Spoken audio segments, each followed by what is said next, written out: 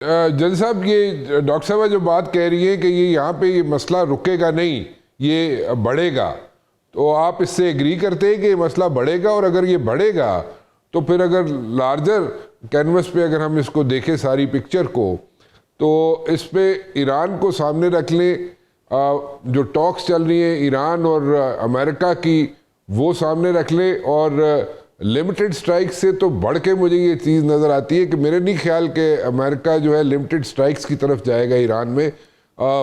मेरे तो ख्याल में फुल फ्लेज वॉर की तरफ जा सकता है। मैं अगर गलत कह रहा हूँ तो प्लीज़ मुझे करेक्ट कर दें जनरल साहब।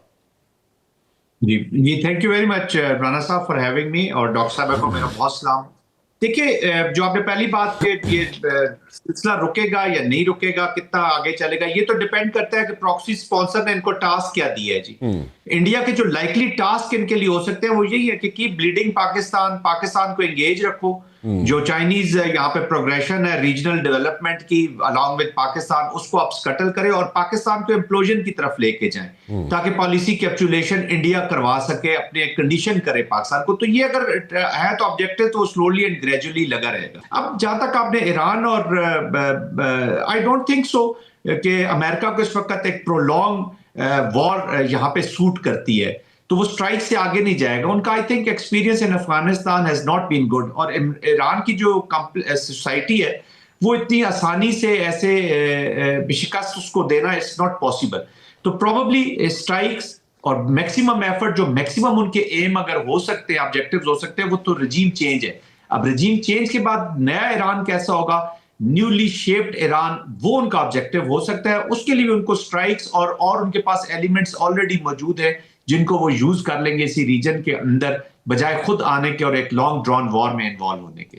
जनरल साहब, फैटफ में क्यों नहीं केस लेके जाते? फैटफ जो है वो तो बड़े आसानी से मेरे ख्याल में इंडिया फैटफ की गार में आ सकता है। इसमें क्यों, इसमें कोई बुराई क्या है? क्योंकि ऐसी कोई एविडेंसेस नहीं है कि जहाँ पे हम जनाब एविडेंसेस सामने रख सकें और प्रूफ कर सकें, या there are other reasons to it? मेरे ख्याल में थोड़ा सा मे बी इशू एक्सेप्टेंस का है कि हमारे प्रूफ्स की कितनी एक्सेप्टेंस होती है, बट प्रूफ्स है, अगर सॉलिड प्रूफ्स है तो वी मस्ट गो। देखिए, जैसे 2001 में जब अमेरिकन आए थे तो जो रेजोल्यूशन 1368 और 1373 सिक्योरिटी काउंसिल में वो यही कहती कि जो ममालिक भी इनको फाइनेंशियल सपोर्ट, लॉजिस्टिक सपोर्ट दे रहे हैं, उनके खिलाफ भी एक्शन लिया जाएगा। तो वो अभी भी आज भी वैलिड है। पाकिस्तान का केस उसके ऊपर स्ट्रांग बनता है, बट आई थिंक पाकिस्तान पहले जरा इनको अफगानिस्तान को unfortunately situation is not good, but Pakistan ने ये फैसला किया कि इनको थोड़ा सा कंडीशन जरूर किया जाए। ये जो बिल्कुल ही जेन में एनिमी की अगर बैठ जाए ना जी कि ये तो इन्होंने तो आगे से रिएक्ट करना ही नहीं है, आपको खौफ ही ना हो राना साहब कि अगला मुझसे रिएक्ट ही करेगा तो आप उसको गालियां भी देंगे, थप्पड़ भी मारेंगे। लेकिन जिस दिन आपको खौफ होगा कि अगला रिएक्ट करेगा तो आप कम से कम सेफ गार्ड करेंगे या 10 दफा सोचेंगे। तो अनफॉर्चुनेटली अभी जो सिचुएशन है उस पर पाकिस्तान ने पहले इनको काइनेटिकली थोड़ा सा कंडीशन करना होगा to pursue other means also, वरना तो उसका कोई फायदा नहीं है। देखिए, अभी कतर के साथ कतर में भी जब हमारे बातचीत हो रही थी तो we were almost discussing the mechanisms, वहां तक बात चली गई थी कि मैकेनिज्म क्या होगा, टीटीपी को ये मॉनिटर कैसे करेंगे, किसी मुल्क को शिकायत होगी दोनों को पार्टीज को तो किसको वो बताएंगी कैसे। तो और फिर बाहर जब ब्रेक में आए तो फिर कंट्रोल उन्हीं के पास है कि जो प्रॉक्सी स्पॉन्सर थे उनके कहने के मुताबिक ये सारा स्कटल हो गया। That's why I am saying it is not only the Taliban of Kabul कि जिनके साथ आपने बातचीत करनी है। एंड अनफॉर्चुनेटली जैसे भी डॉक्टर साहब कह रहे हैं कि ऑल इंक्लूसिव गवर्नमेंट तो है नहीं, तो वो टेबल पे किसी चीज पे अफगानिस्तान का तो एजेंडा है ही नहीं। You are not talking to a country, you are talking to non-state actors जो सिर्फ अपनी पावर में रहने के लिए, और ये हैं भी डिफरेंट।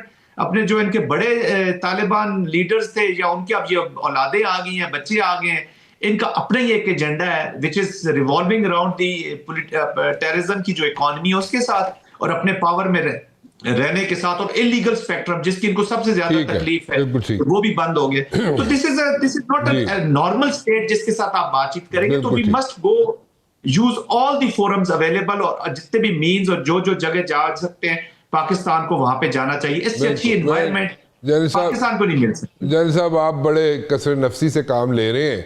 आप कंडीशन करना चाहिए कर रहे हैं, और कंडीशन तो नहीं होता फौज में। फौज में तो जो यूज़ किया जाता है वर्ड वो रॉजर किया जाता है, तो आप रॉजर का लफ्ज़ यूज़ कर देते तो ज़्यादा बेहतर था। खैर एनीवेज,